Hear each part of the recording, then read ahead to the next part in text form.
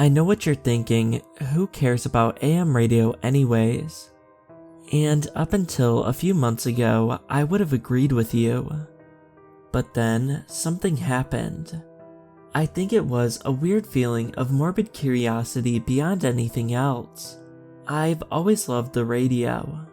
And I still had a few local FM radio staples that I listened to frequently. It was almost like a ritual for me to settle down in my room in the evening, grab a drink, and put on some classic rock at 105.9 FM.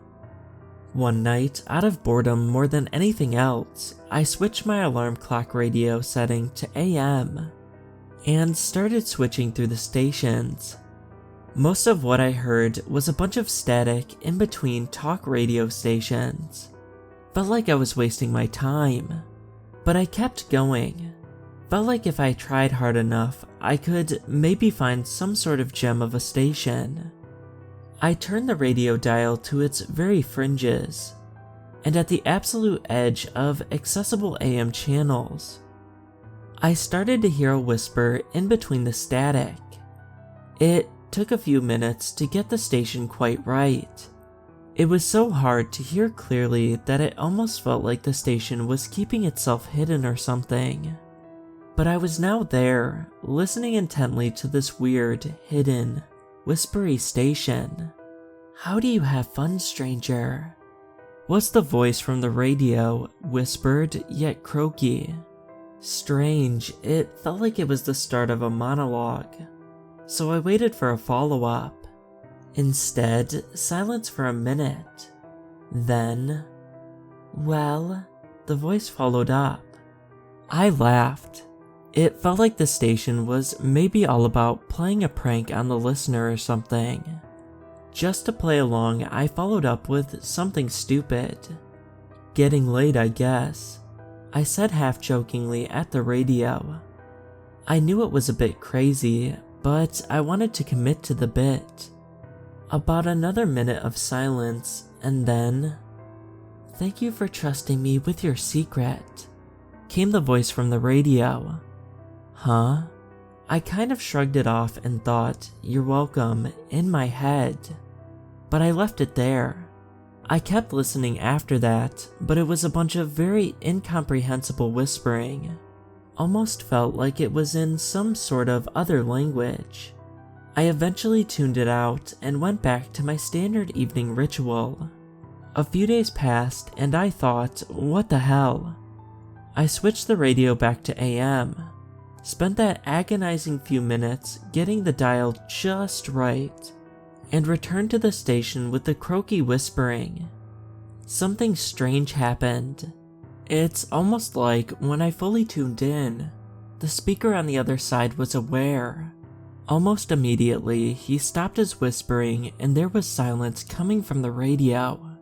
And then, "Hello friend, do you want to know how I have fun?" What?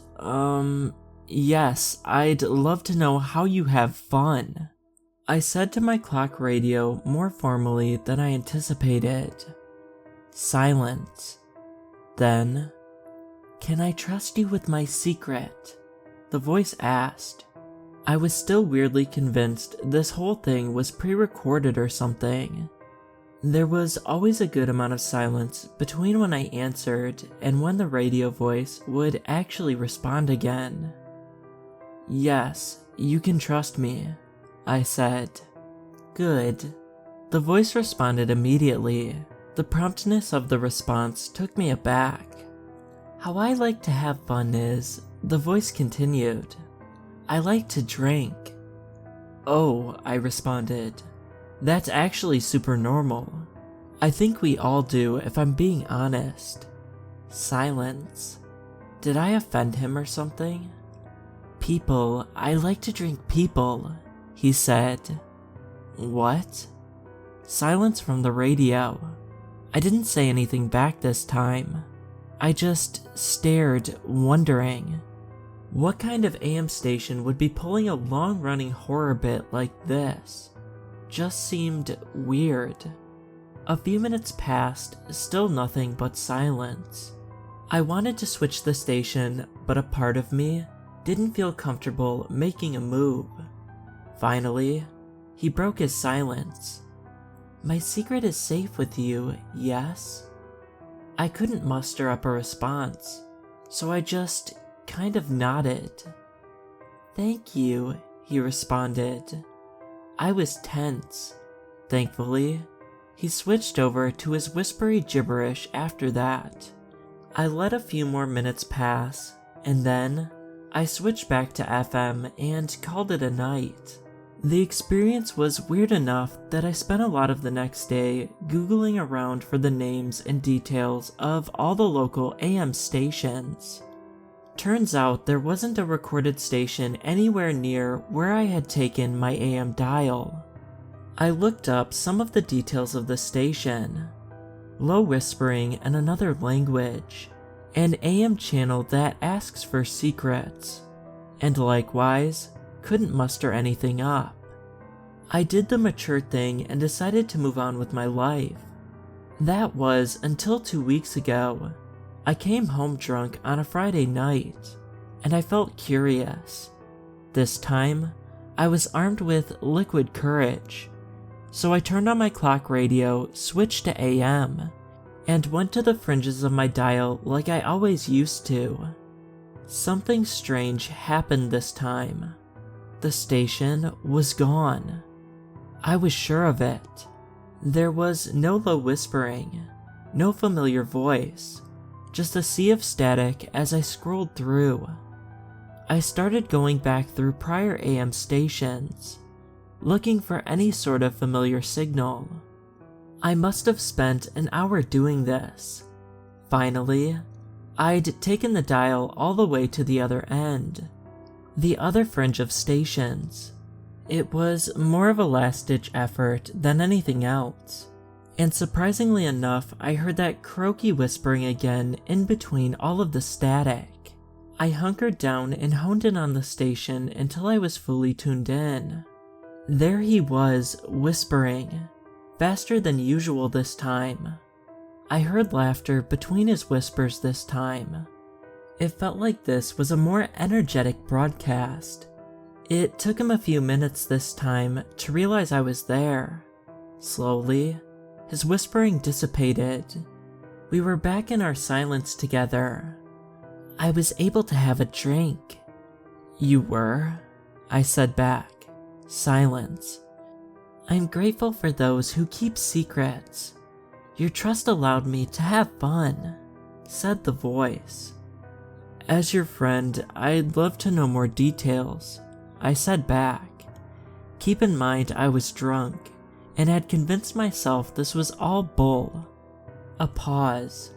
It was around 10 minutes, but it felt like an eternity. I'm pretty sure sober me would have switched stations at this point, but I was determined. The same weird feeling that made me chase AM radio in the first place was making me stay. Finally, "Thank you for letting me share my story," he said. He wasn't whispering this time. His voice was incredibly clear. It sounded otherworldly. I drank a family this time. A mother and a son. He proceeded to give me details, their names, where they lived, how they tasted. In between my horror, I was able to scribble down some baseline details. He went on for longer than I thought. I wanted to get up and record some of this, but it felt like I couldn't move. It felt like he could tell if I stopped focusing on his story. Finally, he stopped. "Thank you, friend," he said. No worries," I said back. Silence. "If I ever need another drink, will you let me visit?" he asked.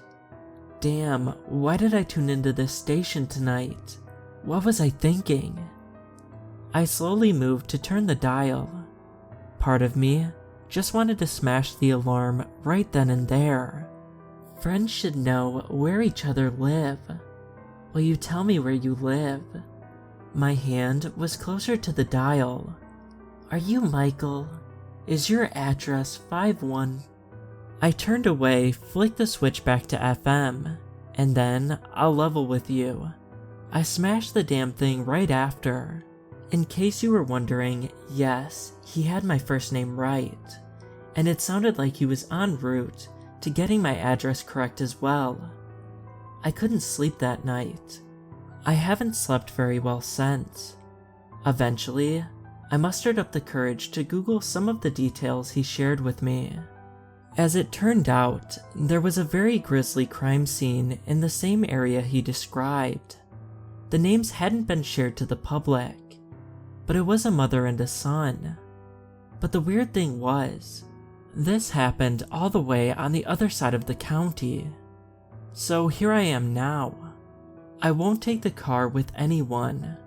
No radios of any kind in my apartment. I don't really see people anymore.